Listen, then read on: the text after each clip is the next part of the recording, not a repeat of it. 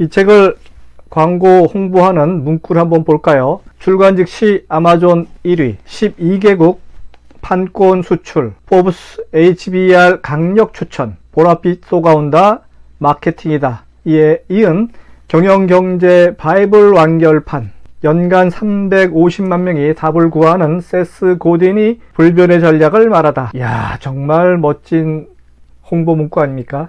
세스 고딘의 전략 수업입니다. 하지만 경영 분야 4천여 권의 책을 읽은 유통 구단에게는 이해할 수 없는 메비우스의 띠와 같은 결론을 준 책입니다. 제가 이해하기 힘든 11가지 내용을 이야기합니다.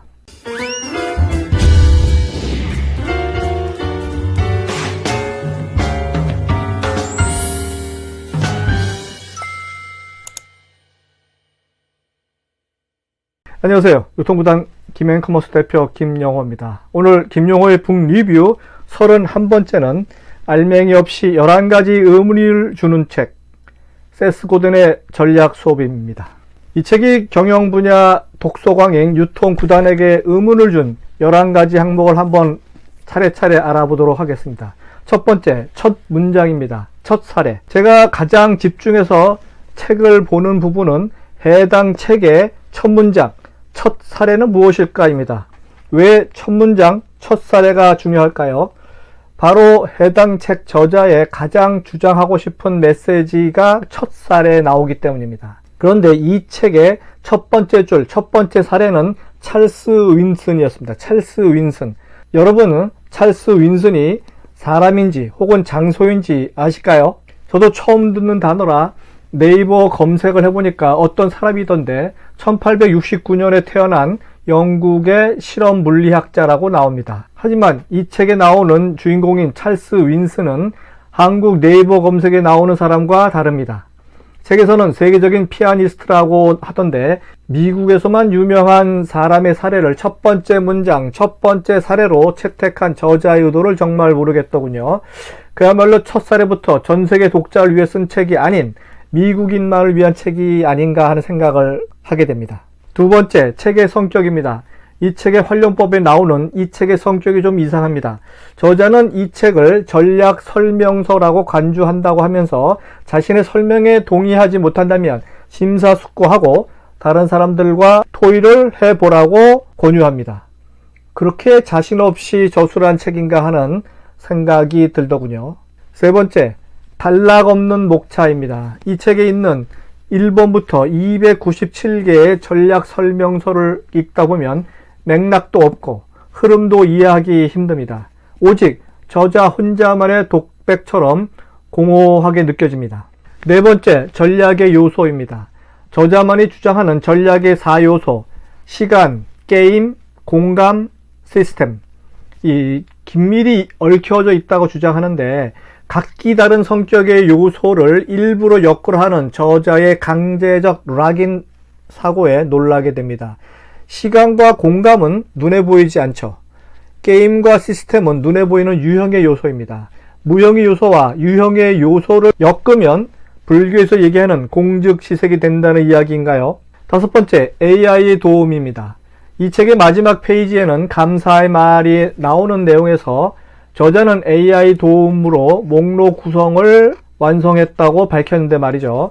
상당히 의문부호가 가는 부분입니다. 어느 정도 AI의 도움을 받았다는 건지 밝히지 않았기 때문이죠. 여섯 번째, 세계적인 마케터.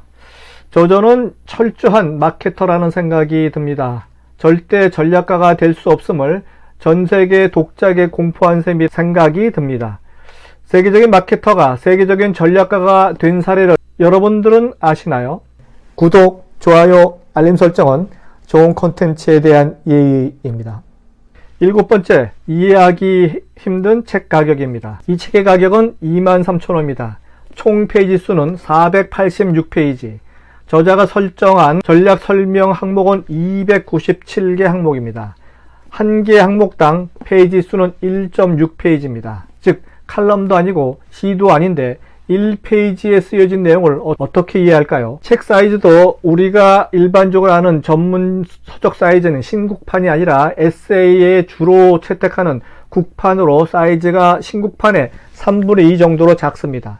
정상적인 경영학 책 페이지로 확인한다면 약 200페이지 나오리라 예상됩니다. 게다가 297개의 넘버링에 할애된 빈 공간이 너무나 크기 때문에 책값에 대한 불만이 자연스럽게 생깁니다. 8번째, 독후감 키워드입니다. 이 책을 다 읽고 나면 메비우스의 띠가 생각이 나더군요. 엉클어진 실타래가 제 머릿속에서 얽혀있듯 머릿속이 복잡해집니다.